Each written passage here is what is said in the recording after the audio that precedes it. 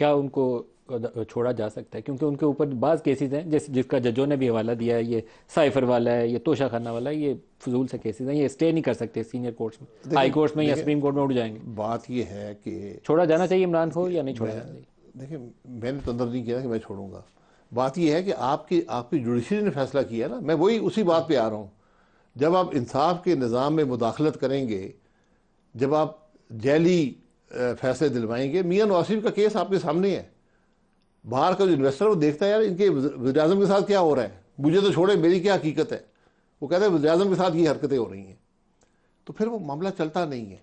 آپ دیکھ لیں جب تاریخ ہے ہماری کہ جس سیاسی لیڈر پر کیس بنا ہے، کیا وہ آخر کار ایکویٹل میں نہیں بدلا؟ یہ کیس جس طریقے سے سزا دیتے ہیں، وہ جج ارشد نے بھی جیسے سزا دی تھی وہ بھی پتہ ہے. ابھی بھی وہ جو جج صاحب نے سزا دی ہے توشہ خانے والے نے، وہ اسی آ رہا تھا کیسے سزا دی. میاں صاحب کو جو ایک سزا دی گئی ہے، اسی جج نے عمران خان صاحب کو بھی سزا دی ہے. آپ کو بھی اس نے بلایا تھا؟ نہیں، میرے تو وہ ہمارے جج رہے ہیں نا. وہ زرداری صاحب کے جج بھی رہے ہیں، یوسف گیلانی صاحب کے جج بھی، راجہ صاحب کے بھی، سارے وزیر اعظم ان کے سامنے پیش ہوتے ہیں. جج بشیر صاحب کمال کے ہیں جو ان کو تو ہائیسٹ ایوارڈ ملنا چاہیے. کوئی ان کے سامنے کوئی 5 وزیر اعظم پیش ہوئے. ویسے میں ادارے سے بیٹھا ہوں، وہ ان کو قانون آتا ہے، قابل جج ہے. باقی فیصلے وہ جو بھی کرے.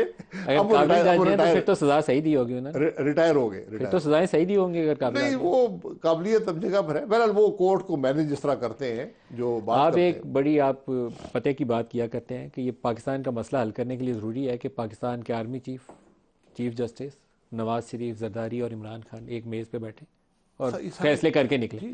میرے خیال میں ابھی بھی حل ابھی بھی وہی ہے کہ یہ 5 لوگ بیٹھیں اور فیصلہ کر کے نکلیں. آپ کو ریفارم چاہیے. ان کو بٹھائے گا کون؟ سر بٹھائے گا کون؟ ان کی اپنی ضمیر بٹھائے گا، ان کی اپنی سوچ بٹھائے گی. حب الوطنی کے دعوے ہم سب کے ہیں. میڈل ہم نے 365 بانٹے ہیں اس دفعہ. ڈیلی ایک میڈل بانٹا ہے ملک میں.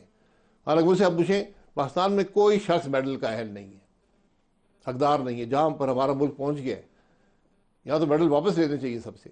ہم میڈل بانٹ رہے ہیں. تجویز پیش کریں نا. نہیں، میں تجویز دیکھیں آپ نے دے دیے، آپ کو مبارک ہو. اور جب آپ اس طرح میڈل مانتے ہیں ان کی حیثیت کوئی نہیں رہتی. میں اس کے بعد آپ کو سنا دوں گا ضیاء الحق صاحب کے زمانے میں. یہ بہت سے لوگوں نے اس پہ سوال کیا ہے جو اس دفعہ آپ لوگوں نے میڈل بانٹے ہیں، تو اس کے اوپر سوال بہت سے لوگوں نے کیا.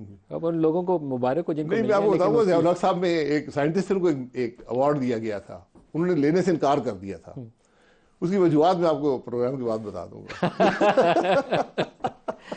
وے فارورڈ بتائیں، یہ لوگ بیٹھیں گے کیسے؟ پاکستان کے مسئلوں کا حل ایک ہی ہے کہ آپس میں بات کریں تاکہ راستہ ملے آگے بڑھنے کا.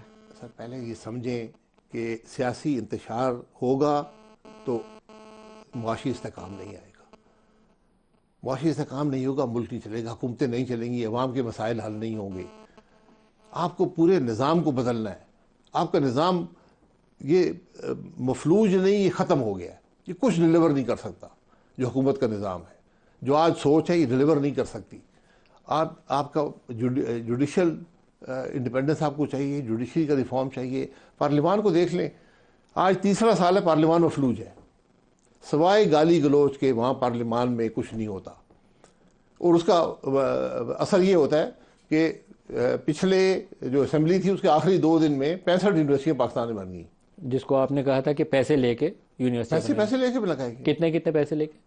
ہم نے تو بڑی بڑی رقم سنی ہے، 2 5 5 10 کروڑ تک بات سنی ہے. یونیورسٹی کا بل پاس کرانے کے لیے 2 سے 10 کروڑ. جی اس یونیورسٹی میں پڑھائیں گے وہ کہ کیا کریں گے؟ مجھے بتائیں نا کہ ایک پروسیس یا تو اس کام سے نکل جائیں. پارلیمان کا کوئی کام نہیں یونیورسٹیاں بنانا، یہ ایچ ای سی کا کام ہے. وہ اپنے کرائٹیریا رکھیں، اس کرائٹیریا کو امپلیمنٹ کریں.